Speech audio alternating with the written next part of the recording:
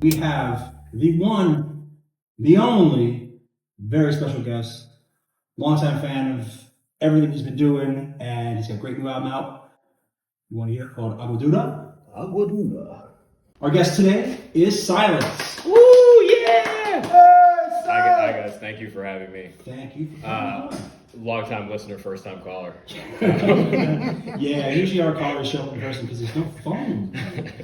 Yeah, we use our phones for recording devices. That's usually how it works.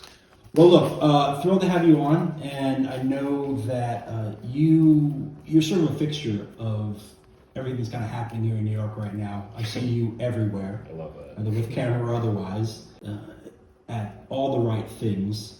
I know if I miss a show and I found out you were there, I'm like, well, I fucked up. That was the error on my part. And I can take responsibility for myself. So I'm going to ask you some questions about what you've been up to. And while we do that, we are sampling today the Jet Life THC soda. Yep. Made with Crescent Canna collaboration. So crescentcanna.com/jetlife. Again, they have paid me nothing. Nothing. Absolutely. Nothing. Shout out to Currency, man. When Currency Yeah. had a product sent to me, I appreciate it. Seriously. So that's why we're doing it. So we're going to do taste test on air.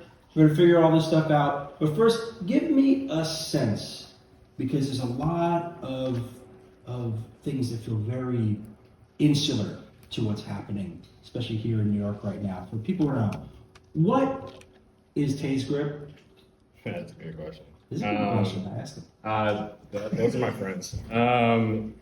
So it's a collective of it's all the members. It's a collective, a music collective, art collective, that started about 2017, I think. Whole bunch of extended members, but primarily it's gonna be like Akai, Solo, Idris. Oh, that's his real name. Probably shouldn't have said that. Doesn't matter. We got Iblis, we've got Citizen, we've got Shea Butter, we've got Lungs, we've got Feek, collectively known as Another Planet. We've got who am I missing? Oh, Io. Wavy Bagels. How could I forget? Shout out. I'm sure there's more people. These are my friends in real life. I don't have a list in front of me. You know? Now I'm basically asking you just to name people you know at this point. Yeah. Literally. Like, who have you met recently? And obviously, you mentioned, Feek and Lungs, and obviously those are people who are been in the conversation of late. There's been the silliness around the company flow stuff, but most interesting. We're not the next anybody. We're the one and only Tase Grip, the one and only Break All Records. Like, everybody in the cohort is a protagonist on their own right, like without any form of comparison. And a lot of times that is how the brain utilizes its processing power to understand things. Mm-hmm. However, when you really tune into what is going on for real, the things that we are doing are absolutely none of these. Listen, much love to everybody who came before, but the old heads do not have the science that we're applying right now. Most of the people who are our age don't have the science that we're applying right now. So it's great also to hear comparisons to certain very powerful artists and whatnot. But really, I implore everybody to tune in, not only to my work, but to all of the homies' work and our cross work, and really get a sense of the thing that we're building before you have to do more catch up, because that's inevitable. And if you are going to be doing some catch up, I brought those guys up not just because of the Tase Grip connection, but because you've done projects respectively with both of those guys. You've appeared on their records. You guys have done duo sets separate from that. So how does all of that sort of lead into a project like Aguadura, which obviously, I know LENCE is on there, and you also have Fatboy Sharif on track, but it's mostly just you. So how does it kind of fit in when you're kind of part of a group, and now you're like, okay, I want to put out something, and it's really just, I'm headlined as it? So I think it's important to work with other people. It's important to work with your friends and build amongst your people, I guess, horizontally and parallelly. Mm-hmm. However, it's super important to be strong in your own right. Yeah. And I think that's really the thing that is one of the most unifying forces, I guess, between us as a collective, is that everybody on their own square is very strong, and everybody has the capability to do the thing with or without support of everyone else. And sometimes that does get into difficulty when you're trying to do more collective things and everyone is very headstrong and steadfast and whatever. Sure. But I think that with Aguadura, even with the last one with Wavy, Mutatis Mutatis, there are a couple features on there, but for the most part, I make most of my music by myself, unless I'm in studio with friends or I have a plan that I really want somebody on something. I don't usually seek out further help outside of the realm of people I am already interested in working with. And so a lot of times that's just, I've written a bunch of songs now and maybe I want a feature on there where we're at the studio and maybe we have something. But I wanted to do another, the last project I did was with LENCE. And even on that we had a couple of features, but we didn't have too many features.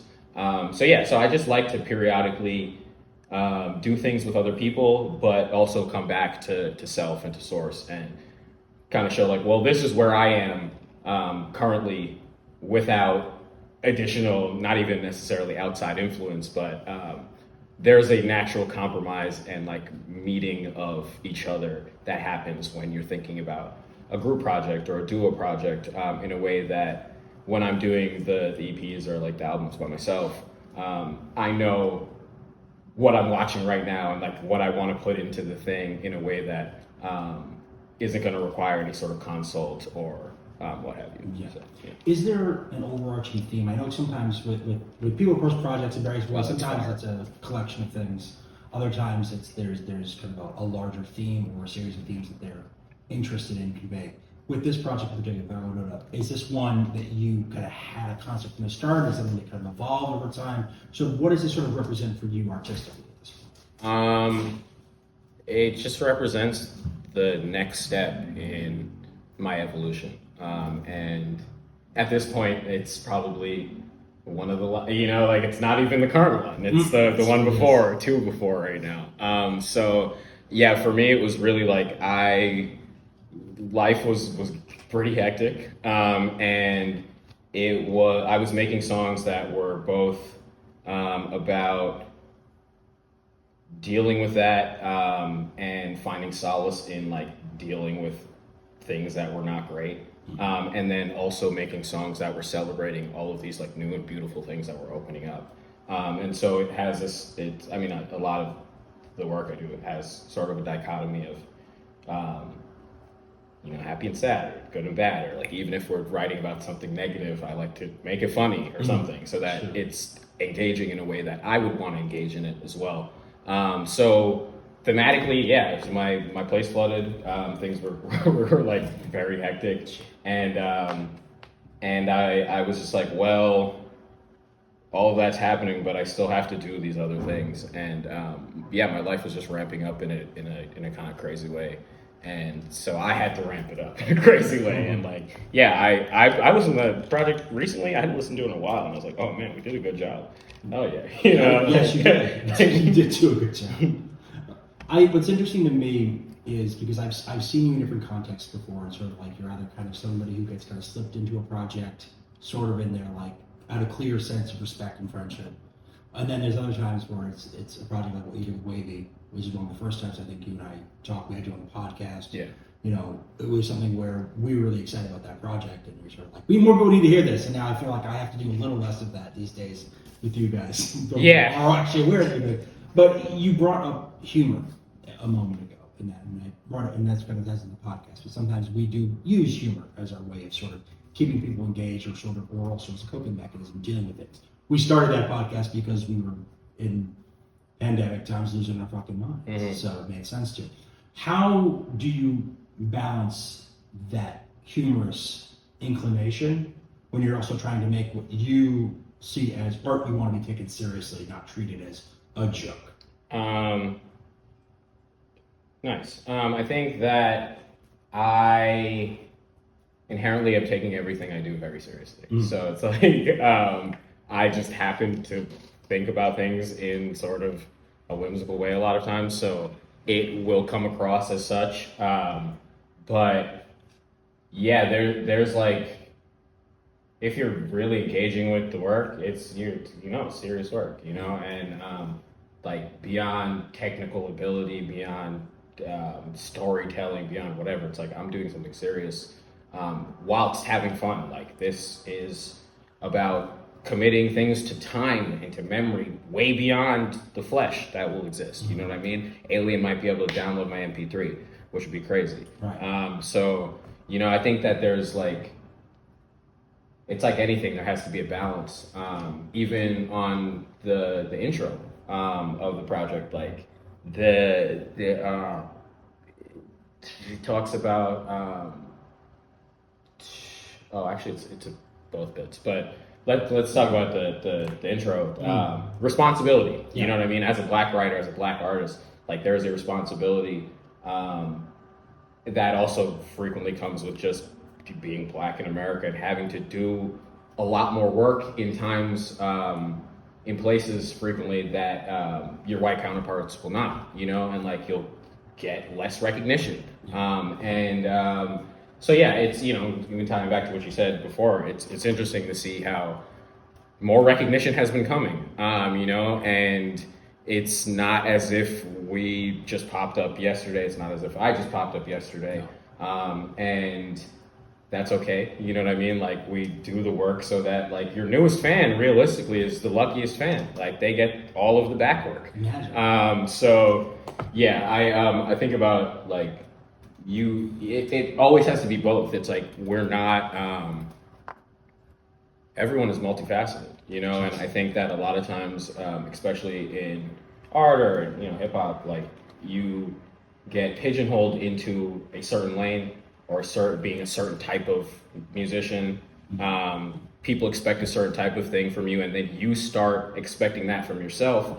And then the only persona you can portray is like super tough guy or whatever, or like weed connoisseur or whatever. And there's like everyone has all sorts of faces within them. So it's not, I always think it's important to try to highlight as many aspects of self as I can. Yeah. Well, there's also the danger of persona, which is what you sort of getting at. It's this idea that like, if you don't be true to yourself and what you're trying to do, you could end up being limited in terms of what you can do. Yeah, you quickly become a caricature, or like there's this idea of a tulpa. I don't know if you've ever heard of this. It's like it's like a metaphysical thing. I don't remember what tradition it necessarily comes from, but basically it's like a Slender Man, or like it's like Slender Man with almost like a Tinkerbell rules, So the group belief within this thing, or like the caster's belief in this image, is what creates the image, and it is strengthened by the fact that people believe in it. So it's like, if we all believed in Slender Man and he manifested as a result, that's basically what I see. Wrestling is kayfabe, it's all the same thing. But it's like, after a while, like Dwayne Johnson becomes The Rock because in his head he is The Rock, because he has to perform as The Rock every day, and everyone who is seeing him is not saying, "Hey Dwayne," they're saying, "Rock, what's up?" Or they're quoting him as The Rock, and then and that can be a very powerful thing for your art, but it can also be very dangerous for yourself as a human. The Rock is a great example, because you're talking about somebody who has built success around this, and it sort of, when that happens, it sort of dims some of the earlier things, maybe when they experiment a bit more, like in his case, like Southland Tales. It's a very different thing, and he would never take a movie like that today, but his character in that film is wild. I'm also thinking about, I wrote a piece that went out for Vulture later today. Oh, nice. That's about Future, and I sort of kind of brought this issue up, and he's sort of kind of slouching into his legacy mode, and it's like, because he's basically rapping about the same things he's been rapping about. Plutowski is crazy. Plutowski sounds like it didn't actually happen. It is it's either a demo wasn't supposed to be a record. I'm like that. Like you cannot be fucking. I mean, I'm over here. Obviously, I've got this lovely grape lemonade soda, which I am enjoying. Yeah, I'm enjoying. shout outs to Jet Life and shout outs to Currency once again. A shout out. But like, I also just want to point out very much that on that song, he sounds like he is deep in the double cuts. Yeah. Deep, like disturbingly deep. He's mentioning Quagan on the track. Yeah. It's like it's a little like one of the concerning that few they're like, no, print this. This is going in. This is out. This is track 5. Yeah, we need this. What? I think it's crazy because it's like Future's a good example too, where like Future's been around for a long time. Future's a legend, but even Future has admitted that some of the like futurisms that we've tied ourselves to his legacy are him using hyperbole to further the idea of Future. You know, I think it's very interesting how like that song is. Yeah, that's ridiculous. I can't even. I just want to kind of have a song like that. That sounds like maybe he's dying. Yeah, right. On the same album with like "Lost My Dog," which is like a horrible, tragic song, a rare bit of true honesty about fentanyl abuse, the losing someone to fentanyl, and depression. Like it's such a wild experience to kind of like go through the motions of an album like that, and then you wonder like, well, how much freedom does he have to do it? So when you're approaching things differently. You know, in his case, it's like he's been so successful, he's disinclined. To experiment more. However, I will say, and then one more, thought on Future. There, like, part of why I do like Future's music is that there is a multitude of layers of Future's like turning up. You know, it's like, all right, we're turning up, but like. Why am I turning up? Like, maybe I'm turning up because I'm really down right now. And I think some artists are only making one element of the spectrum, even like the drug dealing music. Yeah. Like there's some people are like, maybe I'm doing a terrible thing. You know, maybe I have real life regrets from this thing. And you can tell when certain details like exist, you know, when certain people are just talking about things in a way that is like,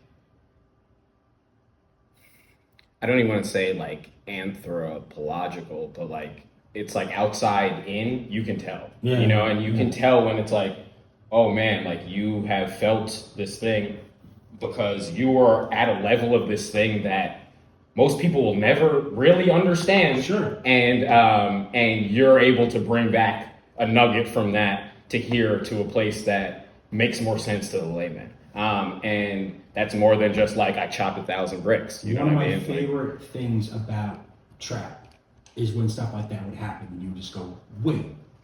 And then you realize in some of these cases, these are people who are spending so much time in the studio that like this stuff's just gonna come out. Immediate, like you don't even, it's not even on purpose. No. Like that's when you really know, and it's like, oh, this is a detail you slipped in there because that's something you really saw that like only other people who really know what you're talking about will resonate with, for good or for bad. You know? People might not know about you is you also are a photographer. Yeah. And before I ask you too much about that, I saw a book of yours in a West Village bookstore. And at first I didn't know it was you. And then I looked a little more closely and I said, well, I know who about 85% of the people in this. So, although West Village Bookstore, Village Works. Yeah. Talk that shit, Gary. I walked into Village Works and I was like, oh, it was a minute ago. So, talk to me about your photography and kind of how this works into your artistic vision. Bro, come on, man. Deion Sanders, Pee Wee Kirkwood. So like, I don't know, like I think most of the things fold into each other. And very early on, I've been shooting photography for a little while now. I didn't really consider it as a part of my art practice for a little while.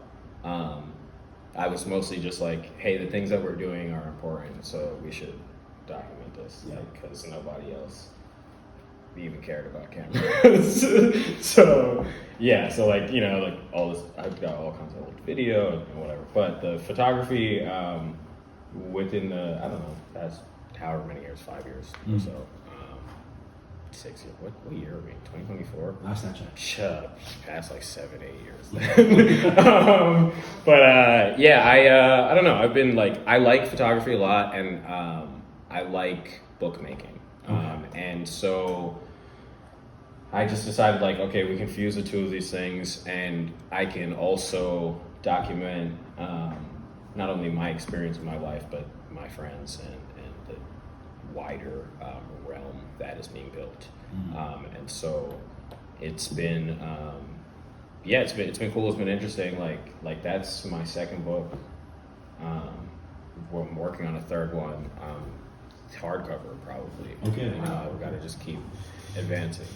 Just got to keep doing it bigger and better. So that most recent one, that's Enjoy the Process. I still got copies of that if you want them. Also, you can find them in a few bookstores. We've got them in some skate shops, I think, in two. I don't really remember. It's all over the place. But working on the next one. We as in the royal we. It's just me. I'm pretty excited about it. Shout out to everyone who's posed for a photo or didn't know they were in a photo or helped with the book. Shout outs to Gang, shout outs to Grip, shout outs to everybody who have been my subjects over the years. Like that Enjoy the Process. There's also a lot of pictures from when I was in New Mexico. So like they're landscape shots that are really crazy. I've been able to get access to a lot of places that people don't get access. Like you said, like I'm around a lot of times. And so, I get to see some things, or I get permission in certain ways that a lot of people don't. And I like to use like disposables and like 35 millimeter stuff because it's less intrusive in a lot of ways than when I bring the full rig or whatever. But more photography on the way. I just shot some crazy stuff the other day. Just gotta like compile it. But I'm thinking next year maybe a hardcover book. I don't know. We do a little book tour. There you go. Do some shows. We sign some merch. I don't know. But it's been fun, and it's nice to have. I was talking to somebody about this the other day. Like another medium that is analogous, but also like totally different. And it helps, inspire creativity and other things, and what have you. So, yeah.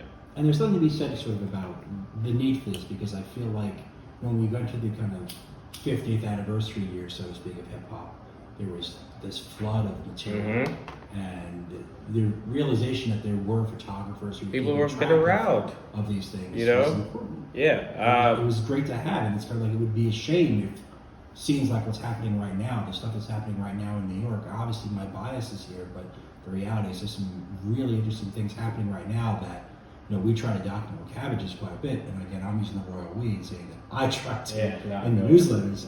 But the point being that we have here. The point being that we have this thing that's happening, and if nobody does it internally, it's not going to be documented externally. And so it will. It's not what you want. Yeah, and so what happens is like, and one, shout out to also everybody who has picked up a camera, picked up their phone, recorded a show, recorded a clip or something, whatever. Like, shout outs to all of you guys.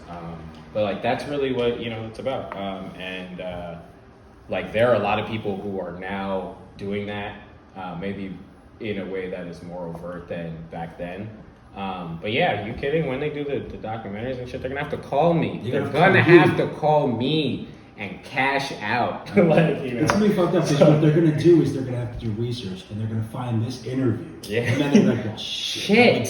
He knew what was going on this whole time. Yeah. Another thing you seem to know quite a bit about, as you said, kind of separate from our on-air conversation, is you have a bit of an understanding, pre-existing experience with the THC-based soda products. That's so funny. Shout outs to, once again, Gel Life and Currency and Crescent Canna. And Crescent Canna. for the gifts to Cabbages. Yeah, so I went to school. I have a friend who has this company named Artet, and they do cannabis like aperitif, and they actually sent us some for the listening party for Aguadura.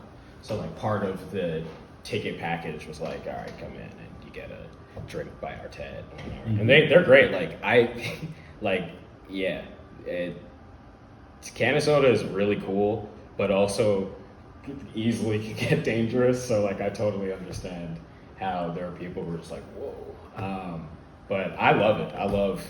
I love that we can interface with marijuana in this kind of way also, because I don't really drink a lot of soda.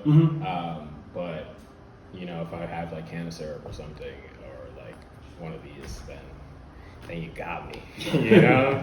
Got you down.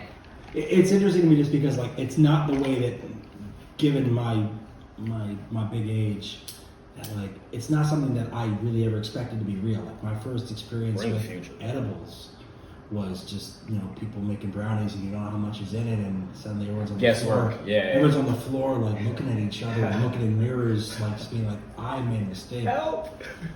I won't tell this story on air, but I had a pretty wild experience about 20-something years ago with some pretty bad brownies. Oh no! I had to do a bit of a big presentation. Oh no! The next day, I was like a sheet. It was really something. Will you tell the whole story off air? Yeah, probably. Okay, it's great. not that interesting. Let's go. Thank you. It's not that interesting.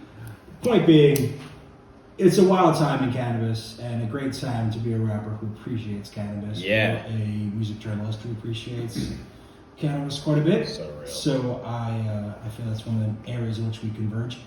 Give me a sense before we go, kind of what's coming up for you. You know, obviously there's a lot happening in the world of Tase Grip. What's going on for you? What can we expect from you this year, going into next year? So we got a little bit more of the year left, right? So there's some more merchandise coming out from like the Aguadura realm.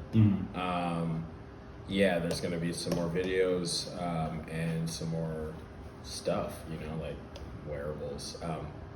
People have mostly bought all of the t-shirts and like the totes and whatever. The stickers are gone, so we're gonna like re-up on everything. We getting socks? I can't get into too much detail. Okay, all right. Respect. Socks I've just added to the list. Socks. But I'll buy socks. yeah, I am thinking about like a little bit more warmer weather stuff. Yeah, I'm kind of working on another like music thing. I don't know if it's for the end of this year, but something shorter. And yeah, I think this next photo book I'm looking forward to. So yeah. Oh, also, so yeah, breakallrecords.world. That's the website. We've got our newsletter is going out soon. All right. So if that is something you're interested in, shoot me a message, whatever, however you want to give me your email address. We could tune in. The boys are going to Europe soon. Lungs, Feek, and Akai are going to, and probably some other of us on the low are going to Europe to go tour. So that's very exciting for the team. Rare opportunity. Go see them. Yeah, in Germany and Austria and all over the place. Other things going on. Things are just happening every day for real. Like, to be honest, like I don't even, you know, like every single day I get stronger and I do a new thing. So yeah, I'm excited to see myself what is next. Yeah.